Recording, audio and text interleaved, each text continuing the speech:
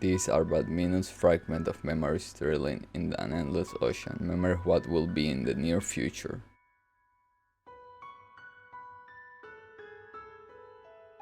Could they be shadows of tangled threads woven by Elysium, or perhaps faded illusion that slip through the crack of time and space?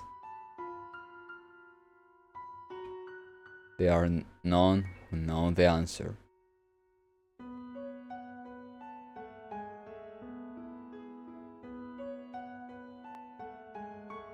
Huh?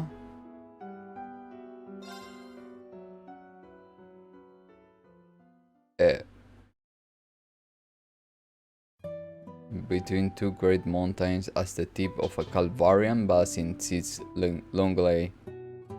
The two is known for two things, being the eastern entrance to the Republic and its exceptional hot springs.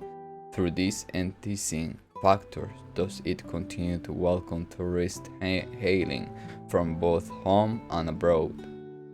Yet today it serves guests quite unlike its many unseasoned visitors.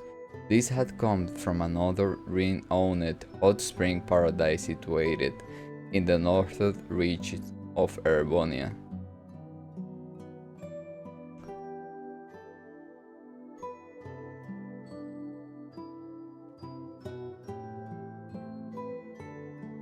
Is this 2.5 years? Or how many years? Oh, The depth of flavor in the food here is just exquisite. Agree, the phoenix wings. Food is certainly nothing to sneeze, but I have my doubt the chef could replicate dishes this unique in taste. The Bishan Inn's reputation continues to precede itself. Baron Theo and Lady Lucian Schweizer were sampling the inn's culinary delights, spirit high and stomach feeling fast. Their daughter Elise sat next to them, her spirit a bit lower by comparison as her brows furrowed with concern. I'm sure its luxuriant comes with just an equally luxurious price tag, and therefore us. So even 2 nights must have cost a small fortune. Upon realizing what she said, she shook her head. I didn't mean to dampen the mood. I know we have the money, but all my budgeting as student council president has made a terrible I was for a moment I was like, girl, for how many years have been you? Her older brother Reem couldn't help but let out a chuckle. The budget buster in you would like how much we saved, because we are not here as paying customer. We were invited by the owners. They say they want to get to know us since we run similar establishment. So here we are, and we will be inviting them to Ymir sooner than later, of course. Right, Dad? Oh, absolutely.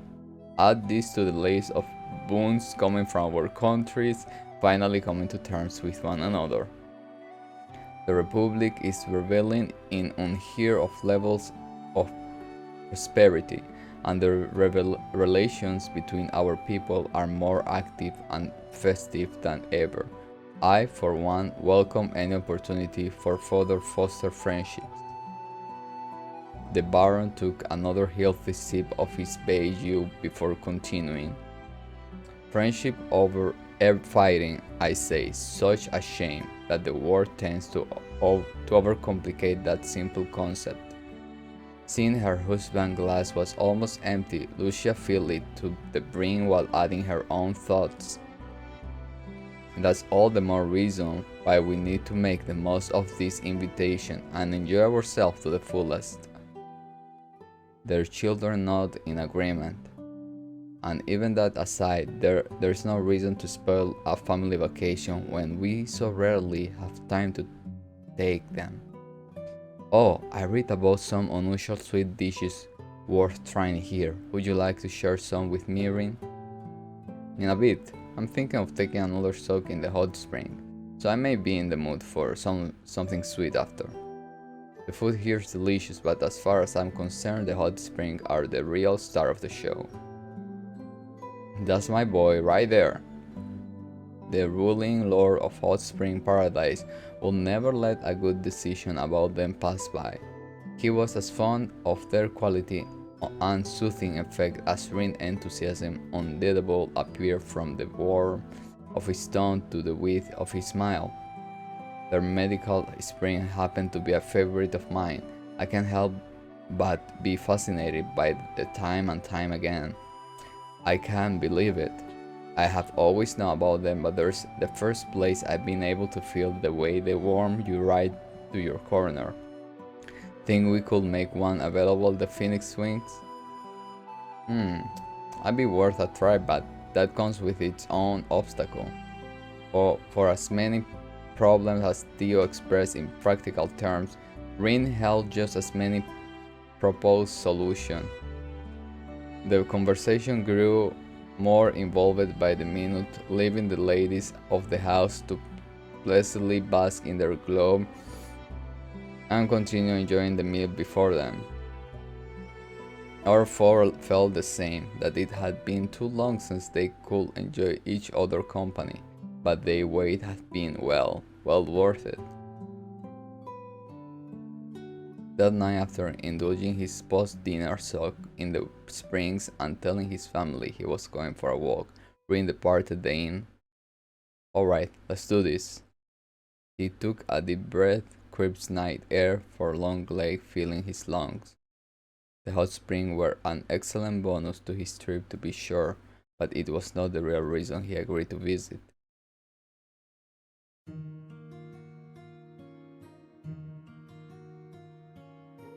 He had come in search of Yun Kafai, the famed sword hermit. Master Kafai was the founder of the Eight Leaves One Blade School, of which Rin was and though now over 70 years old, he was still regarded as one of the strongest combatants on the continent. They had not met since before Rin's enrollment at Thor's. Many letters was exchanged during the 4 years that followed, but even they had stopped after Rin earned the right to call himself a Divine Blade over a year ago. There was so very much he wished to discuss with his master. What he had learned in his 4 years of training, what had transpired since becoming a Divine Blade, the true meaning behind being the final blade to master the 8 leaves. There's plenty I'd like to ask to have nothing to do with swordmanship too. All these questions, all impossible to answer, without first knowing the whereabouts of a single individual, even a senior practitioner like Cassius Bright. No! That was until word of a blader master sighted in Luglain reached Rin's ears. The man held a fondness for the town's specialist, thus being the hot springs and its fragrant tea leaves, making the sign worthy of particular note.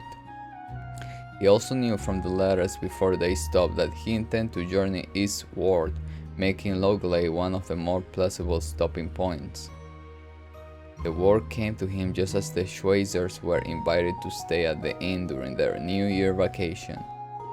Rin's instincts told him the timing was a little too fortunate, but with how vague the lead was, even it would most likely result in him leaving the same as he had arrived. While he had not discussed the rumor being key to his traveling here, his family seemed to sense it was more than a simple pleasure trip for him. I know that we'll have a great time catching up with him, but I won't want to get his hope up for nothing. This thought in mind, Rin made his way through the night streets.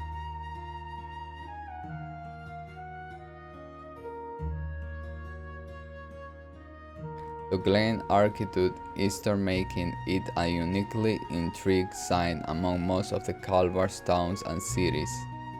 This was not to say it was similar to Crosswell East Street, with subtle colors paired with dignified beauty.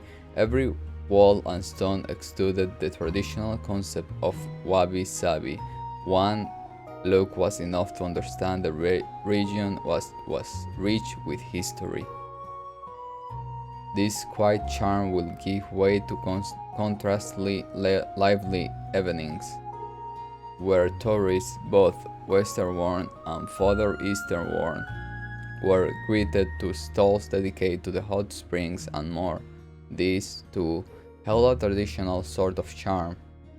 Rin asked several merchants if they had any information pertaining for the whereabouts of his master, somewhat sheepishly purchasing a number of souvenirs from their stalls to keep himself from being a nuisance.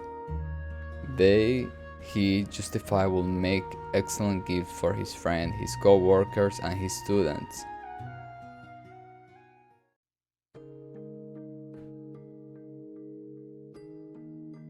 I can't believe it's almost time for them to graduate. I may be more emotional about theirs than I was for mine. For the first time, Rin would get to experience what it was like for the young birds he had taken under his wing for 2 years to finally leave the nest. Their first year had been eventful, to say the least. What had started as a problem class full of disagreement and mountainous tension had slowly grown into one of compassion and understanding for one another. It was with each new discovery about themselves and every new ordeal the world sought to impose upon them that they grew not only as individuals but as a team. He hoped this period will remain as much as meaningful part of their lives as it will always be for him. The months before the Retrobute Tower appearance held many a trial, walking the 10 months that followed in its shadow passed all too quickly. In that time, Reese's students continued to mature, building on everything they accomplished in their first year to prepare for and settle into their desired future. Indeed, whether it was by overcoming their demons or by learning to work with them in a healthier fashion, their path up still had been well worn, and while they may have had to rest from time to time, he was proud to be part of why their steps continued to face forward. Proud but also lonely at the thought of saying goodbye. As their second year drew to a close, lacking in grandiose events but still rewarding in its own right, it was with mixture of emotion that bore conflict within him most. Can't believe I'll be going through it all over again next year and even the year after that. Hell of a career I choose to pursue, huh?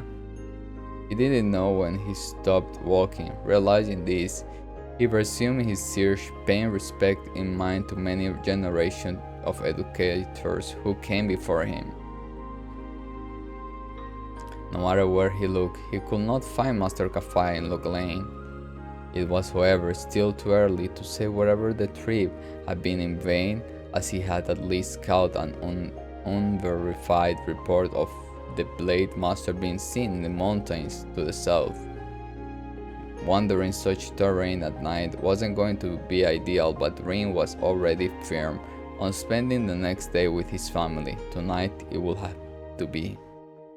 Making a brief stop to the inn to stock his souvenirs somewhere secure, he then departed for his new destination.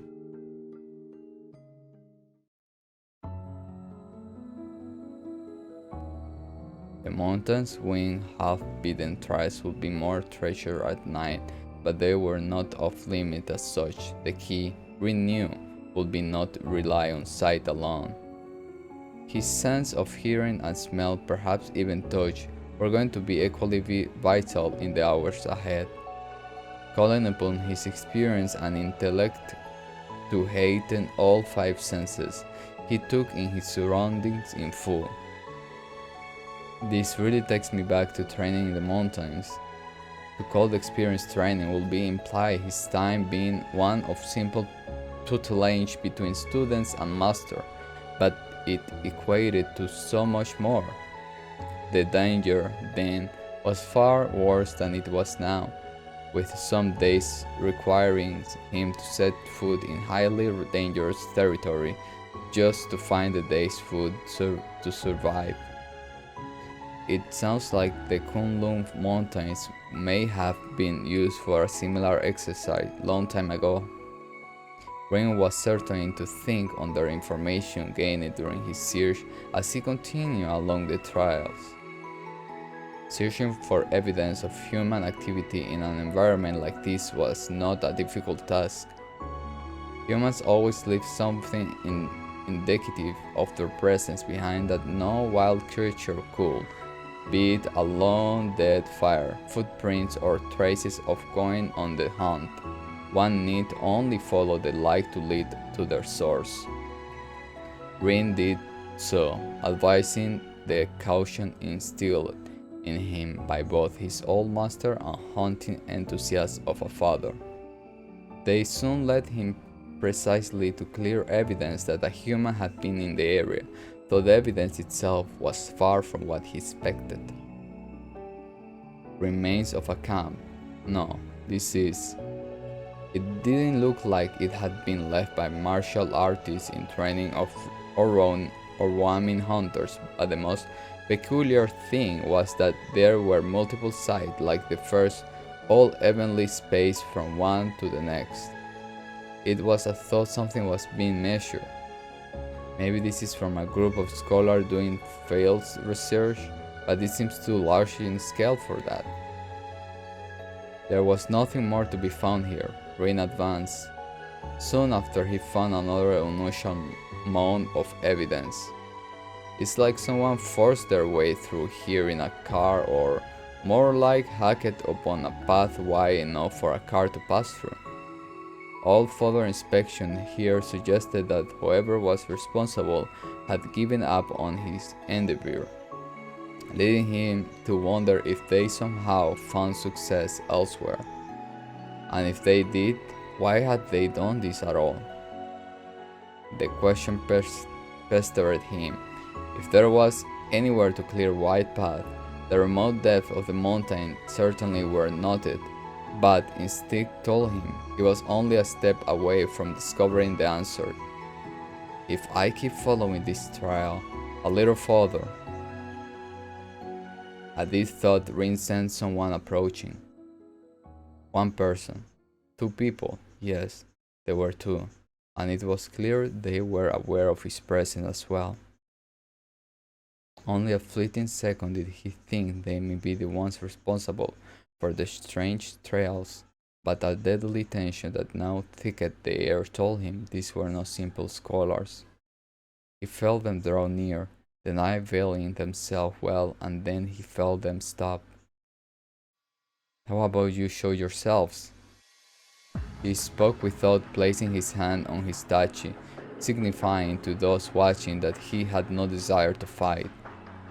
Their silhouette then silently emerged from the darkest shadow of the mountain. They looked very much like the shinobi of the east he had heard about, their forms clad from top to top in black garment and their faces fully obscure.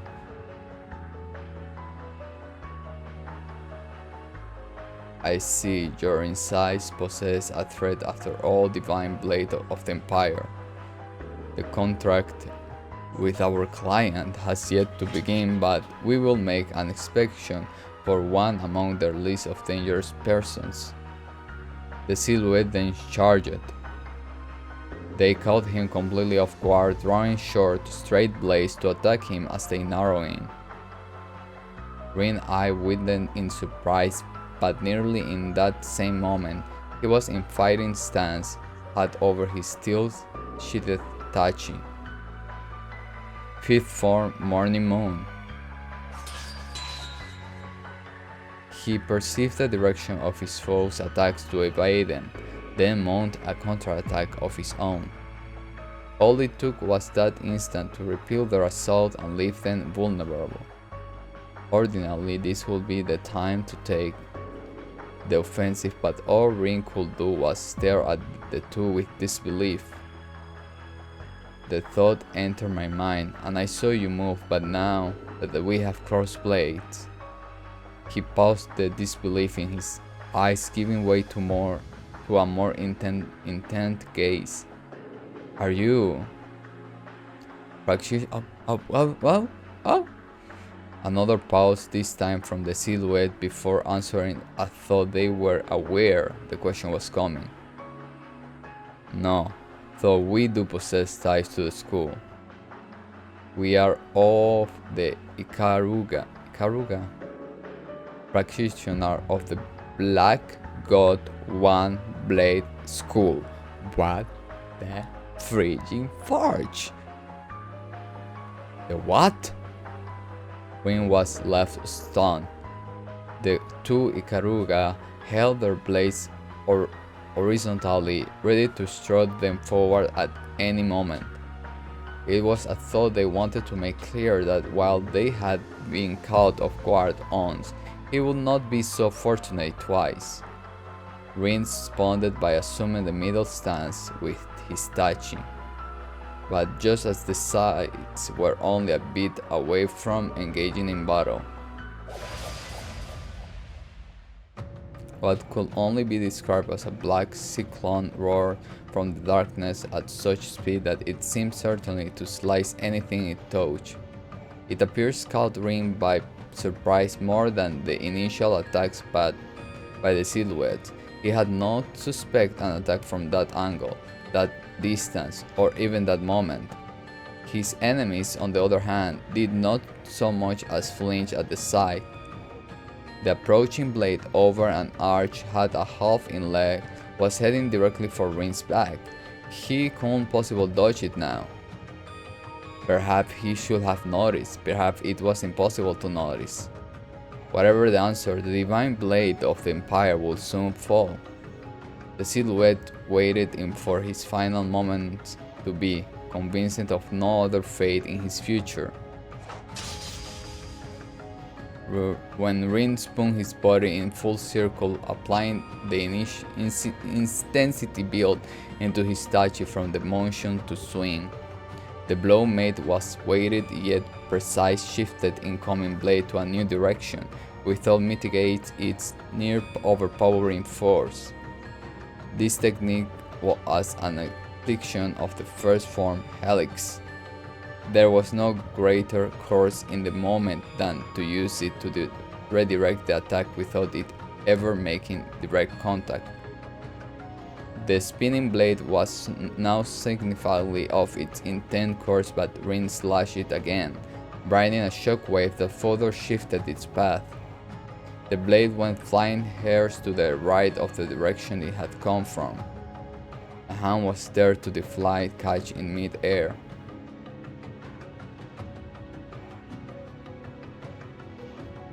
You may have only recently taken the title, but you are worthy of being called a divine blade all the same. You used the unclouded eye well. From this hand emerged a new figure from the darkness. While he was clad in similar garment to the silhouette, something about his presence was much more inspired by comparison. His muscular was thoroughly describable beneath his body, covering fortifying sweep. His every movement, however slight, reflected a complete lack of hesitation, and the faint light of his eyes, visible through his mask, projected no emotion whatsoever. The man possessed the aura of a true warrior, one projected only by those who fought more battles than was possible to count. Fall back. He is too formidable a foe for you to handle. The silhouette slid into the darkness in a stand. Only the new arrival was left to face Rin. I need to know, who are you and why did you attack me? Our contract forbids the disclosure of such information. You will leave this place now, flickering divine blade. The tone was not one of advice nor one of an order. It was as if the man were stating a fact, his calmness veiling an undertone of malice that told Rin what would happen if he did not do as told. I'm afraid I cannot do that without an explanation, not when I haven't found what I'm looking for yet. I understand. Then, there was no longer anything to discuss. All they could do was battle. I, Kuran of the Rogues 2 school, should be your opponent. Kuran stood at attention, the large blade they had thrown before now pointed. I had rather settle this with words, but I can see that's not an option. Rin sighed, taking his own stance in turn. Then, Rin Schweizer, master of the 8 Leaves One Blade School 7th form, should be yours. The blind blade moved instantly. The bizarre weapon Kuran wielded was less akin to a sword and more 4 equally sized blades, arranged in the shape of a cross, their bases connecting to a single point. That he could direct his large, weighted shuriken as though it were a simple child toy spoke volumes about how strong he was. Still, even it was not infallible, for it was not one to be ideally used in close-range combat. Kuran appeared to have no other key weapons on hand, either, meaning that if Rin could force him to fight where he would be at his most disadvantageous, he would very likely come out of this the victor.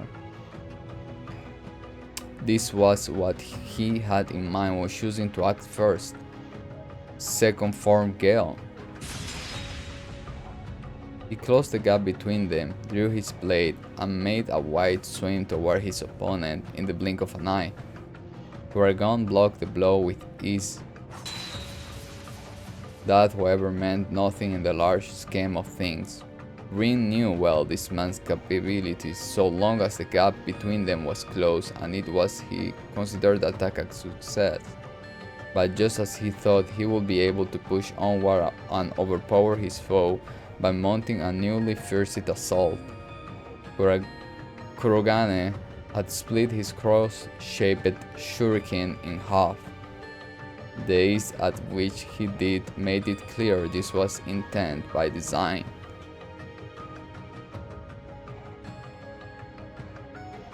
He can dual wield double sabers. There was no hiding his shock. In the West, double sabers were seen as relics from the Dark Ages that were difficult to utilize. Crow was the only person Rin knew who was competent with the one, and only one. The skill it would take to use two was almost too difficult to fathom. His surprising created an opening that Kuran was not going to let pass unexploited. Possessing twin two-ended blades allowed the shinobi to perform considerable more strikes than Rin, giving him no chance to push back. Steel sparked as their weapons clashed. Kuran was dominated for some time, but he could do nothing to bolster his advantage. With strike and spark after spark, the advantage was moving back to Rin. This was in part due to him being used to fight this weapon that defied rationale, but it was also because he had been given the time to find what he was looking for, the perfect range in which to attack. Double sabers were forged with a shorter reach than they appeared to have, something inevitable due to their handle being in the middle. It could have been because he also used them as a shuriken, but the length of Kuran's sabers were even shorter than Cross, meaning Rin would have to adjust with the longer length of his blade. He measured patiently, staying only just out of Kuran's reach and evading the onslaught by a hair, breathed each time prior to countering. It was calculated quickly thanks to Kuran's frequent rapid attacks, meaning all Rin had to do now was wait for the right moment. This moment will come in front of his opponent showing impatience for this stalled battle. driving him to taking an undid step forward. Rin evaded the strike spectacularly, instantly returning it with an upward diagonal slash. The forceful swing of his Itachi made contact with the handle of Kuragane's unsung weapon, knocking it clean out of his hand. Rin dashes forward to make use of this availed opportunity, but after only a flicker of bewilderment, Kurogane moved to deny him. He blocked Rin's attack with a double saber still in his possession, then hurled a hidden kunai with his free hand, jumping backward and signifying distance while doing so.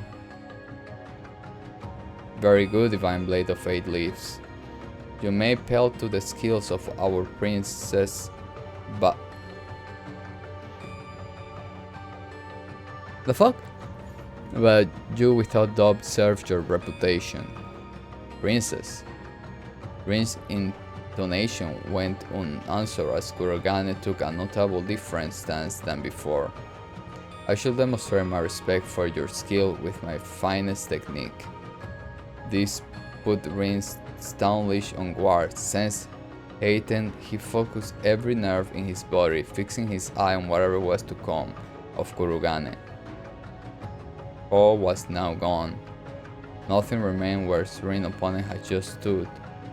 He hadn't taken his eye off him, never eased himself for a moment, yet Kurogane was nowhere to be seen. How had he moved that quickly? Was it some kind of spatial translocation? But there were no signs to indicate either one. Was it that he never moved at all and was still there sighing on ease? No, that wasn't either. The double sabers Rin had repelled to the ground was also gone. I can still sense him, so he hasn't gone far. Rin suppressed the panic welling up with honing his senses a second time. Then was when another black cyclone railed toward him from the shadow. He half expected something of this nature, so with little deviation he was able to deflect it as he did the first time. That attack indicated Kurogane had reassembled his shuriken after recovering its lost half so he could throw it again. It also indicated, together with a silhouette changed in his roundel where he was now positioned. Rin needed a little more time to know where he was for certain. But ahead of making a solid conclusion, the cyclone came at him yet again from a new angle. That was fast, though he blocked this attack as well as the last before he could fully correct his posture. The next cyclone approached. The gap between was getting shorter and shorter.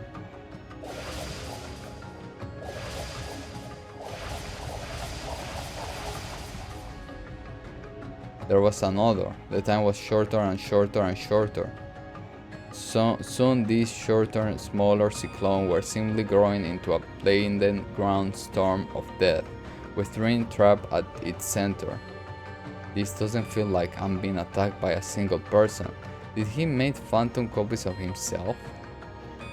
He had no idea from where the next cyclone would form, and by he located it, the next one was ready. Even the unclouded eye wasn't going to be.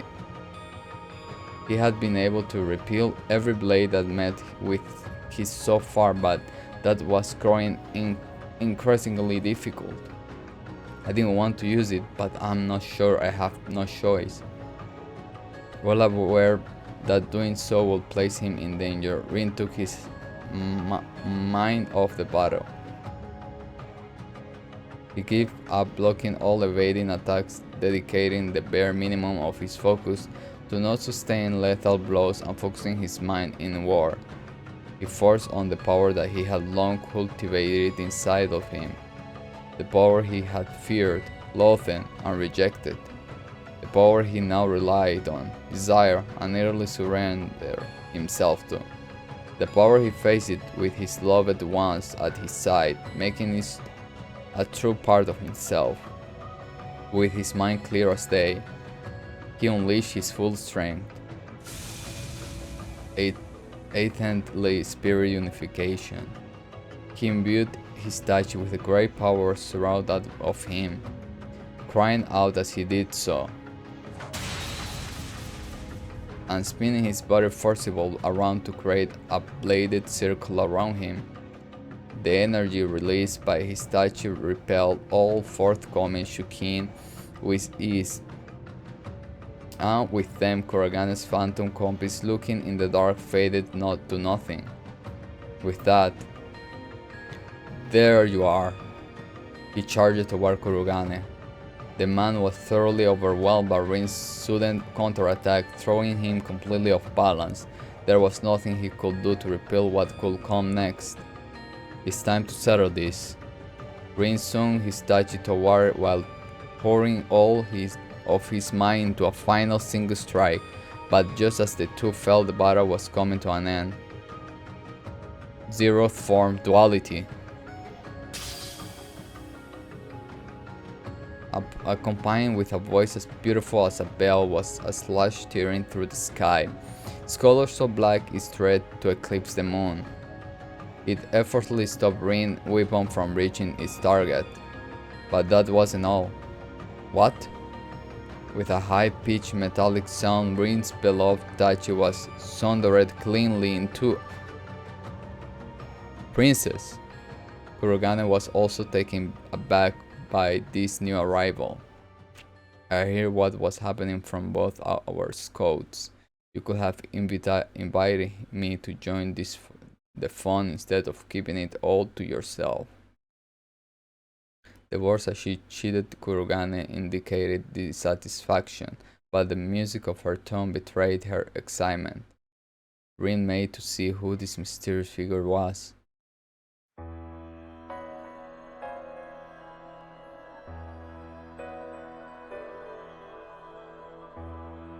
And the sight of her alone took his breath away.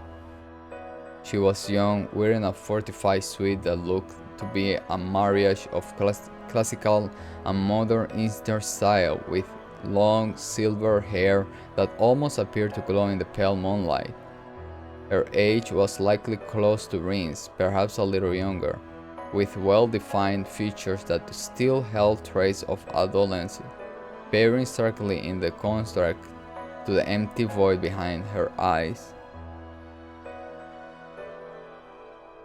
There was the air of a young noble woman who had been sheltered from impurities all her life, and the stage of a baleful warrior who had bathed in blood of countless lives. How she was both and neither at once, Rin could not understand, but it was this very quality that made her all the more captivating and dangerous. In the woman's left hand was a large black engraved blade that threatened to freeze him for daring a gaze at it. No doubt it was what halved Rin's statue moments ago. What did Rin flumbled for the words as he clutched the useless handle tightly in his hand.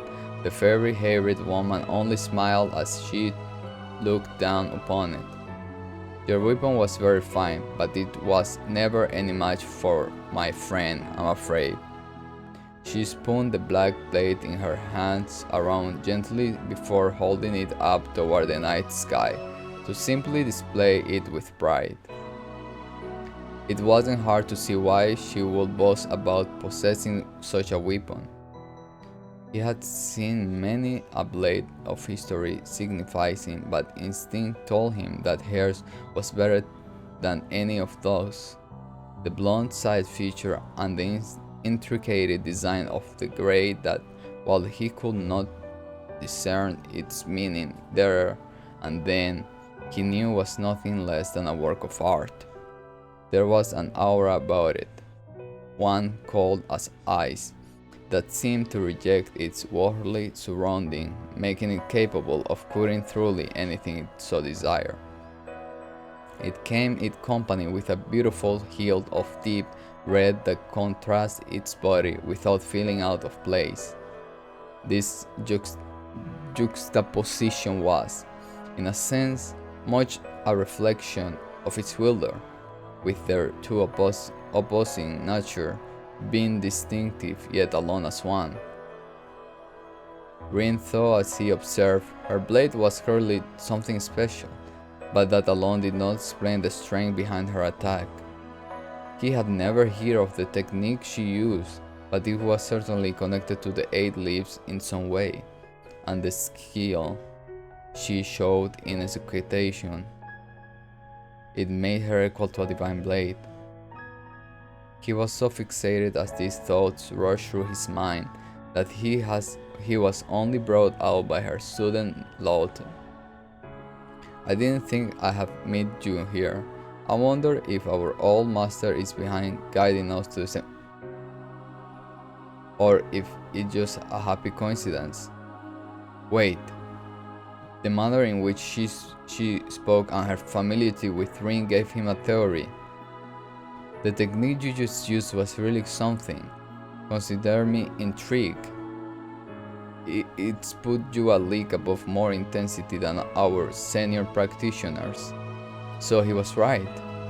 Are you? But before he could hear what he already knew, she turned away, refusing to let him finish the question.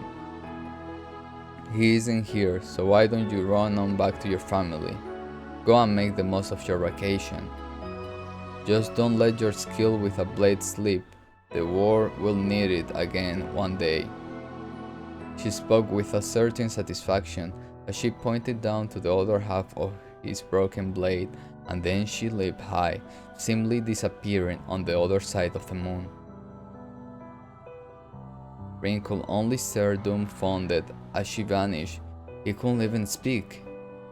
Kuran left with her.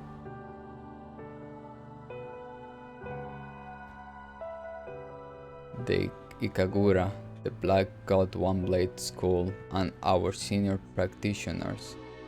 Rin had been unable to fulfill his objective, and not just that, he was left with countless new questions about the people he encountered and the mountain itself.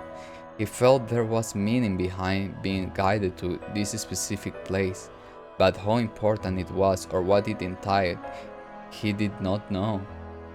And yet, the person responsible for discerning that won't be me. Looking down at his broken tachi, he was struck anew with how massive the world truly was. And he realized that now that his master has confirmed to be elsewhere, the purpose of his journey visit to Luglain was nothing more than to enjoy a wonderful, ordinary vacation with his family. This meeting here was but a peculiar coincidence. From now, at least. When I get back, I'll need to reforge my tachi and myself. Something stirred in this region, all across CALVARD, but there was nothing he could do about that as he was. All he could focus on was training and bettering himself so he could one day play a part against the next threat that loomed over the distant horizon. New resolve welling in his soul, he made his way through the now still mountain trail back to where his lovely family awaited.